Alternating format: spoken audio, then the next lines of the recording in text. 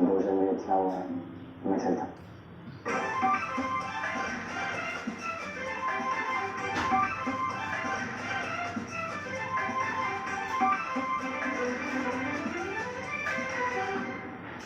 कितना बड़ा ढोंगी है। मुझे तो पूर्ण विश्वास है कि इस बार भी इसने अवश्य कोई ना कोई छल किया है हमारे साथ।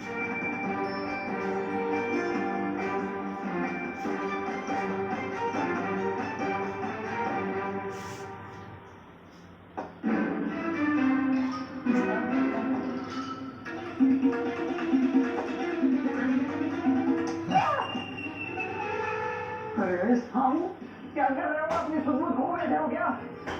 ये लकड़ी काटो ना, आपने तो उठनी के पैर काटे हो तुम। मुझे क्षमा कर दीजिए, मेरा ध्यान नहीं था। किंतु आप बताइए, मैं करूँ तो क्या करूँ? मैं इतना थक चुका हूँ, शरीर में पीड़ा हो रही है, मुझे एक के पश्चात एक कार्य पे कार्य दिए जा रहे हैं। अच्छा ठीक है, मैं बहुत थक चुका हूँ। ये ला, छोड़ो इसे। हाँ, बैठो।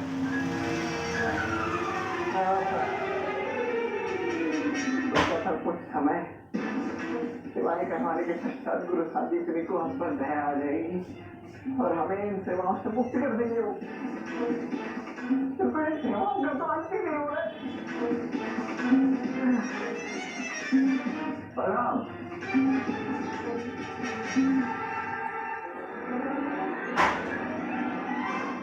जी गुरुदेव, लकड़ियां क्यों नहीं कटी अभी तक? भोजन कैसे पकेगा? रास्ते में हाथ सेकने के लिए लकड़ियां कहां से आएंगी? अभी हो जाएगा गुरुदेव। शीघ्रता करो। इसके पश्चात हमारी कुटिया भीतर से स्वच्छ करना है।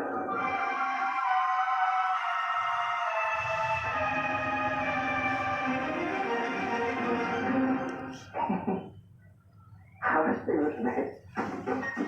इस कैथलिक में भी यदि और कोई भी कार्य हो तो निसंकोच हमें बताइएगा, बिल्कुल निसंकोच मत कीजिएगा, हम सारे कार्य कर देंगे। अवश्य। आओ आओ भैया।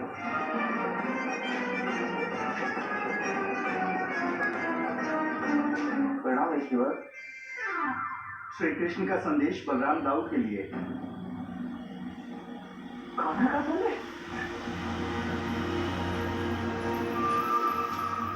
कहीं मुझे फंसाने की खाना की कोई नई चाल तो नहीं है? नहीं जी, ले जाओ ऐसे वापस। रुको, संदेश क्यों लौटा रहे हो? कृष्ण का है ना, ले लो। ऐसी हत्या क्या गुरुदेव?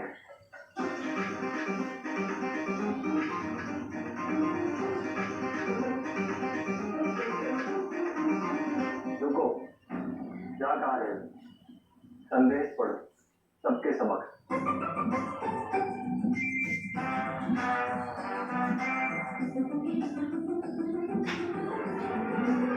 प्रिय दाऊ, अपने कान्हा को क्षमा करता हूँ।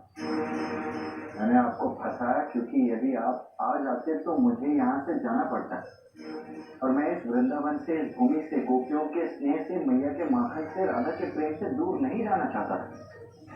यदि आप यहाँ आते तो मुझे जाना पड़ता। यही वचन है मेरा मैया को, राधा को। आपको मेरे कारण आनंद, भोग, विलास छोड़ आश्रम के अनेक कार्य करने पड़ रहे हैं। मेरे कारण आप वहाँ फंसे, क्षमा करें। मुझसे क्रोधित हो गोपियां आपकी ओर ही आ रही हैं और आप वहीं आश्रम में ही रहना और गोपियों को संभाल लेना।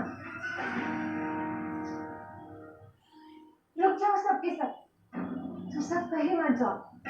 कृष्ण ने हम सबके समक्ष अभिनय किया है, पुनः एक बार चलाया हम सबको। पर राधा कृष्ण का सच में भावुक हो गया था। हाँ हाँ, और घर पहुंचते ही स्वादिष्ट पकवान के नाम पर सारी भावुकता पवन के हल्के से झोंके के साथ बह गई। सारा आदर तुरंत लौट आया। अच्छा, कृष्ण ने हम सबके साथ छल किया? मुझे तो यही प्रतीत हो रहा, क्योंकि उसने संदेश में क्या लिखा था कि दाऊ सांदीपनि के आश्रम में। तो ये कैसे संभव है? मुझे तो ये भी असत्य लग रहा है, क्योंकि यदि कृष्ण आए तो वहां द्वारका की रक्षा कौन कर रहा है? और दाऊ के अतिरिक्त द्वारका की रक्षा तो कोई नहीं कर सकता। कृष्ण ने अवश्य ही दाऊ को द्वारका ही भेजा होगा। द्वारका और सुरक्षित हो, कृष्ण इस प्रकार निश्चित हो, यह असंभव है। तो बलराम धाम द्वारका में है? मुझे तो ऐसा ही लगता है। मुझे तो मन ही नहीं कर रहा है कृष्ण के पास रहने का। अच्छा है, मैं तो कहती हूँ कि तुम सब ना द्वारका चले जाओ। इससे दो लाभ होंगे, एक तो कृष्ण का झूठ पकड़ा जाएगा और दूसरा तुम वहाँ बलराम दाऊ के साथ रहोगे। वो प्रेम और पवित्रता से भरे हुए हैं, वो किसी के साथ छल नहीं कर सकते। तुम उचित कह रही हो राधा, बलराम दाऊ हमें बहुत प्रिय है। तो ठीक है, वहाँ द्वारका पहुँचते ही दाऊ से मिलते ही मुझे संदेश भेज देना। मुझे संदेश मिलते ही मैं यहाँ कृष्ण का भेद खोल दूंगी और द्वारका लौटा। धन्यवाद राधा, हम सबकी सहायता करने के लिए, अन्यथा हम सब गुरु संदीपनी ऋषि के आश्रम पहुँच जाते, भटक जाते। ये तो करना ही था। हम पुरानी सखिया जो है और कृष्ण हमारा पुराना नटखट शत्रु है। स्मरण है जिस प्रकार हम उसके ठिठोलियों से लड़ा करते थे एक साथ मिलकर, बस वही करना। देखा कृष्ण, मैंने कैसे गोपियों को सही मार्ग पर भेज दिया है। अब ये दाऊ से मिलेंगे और तुम्हारा भेद खुलेगा। देखा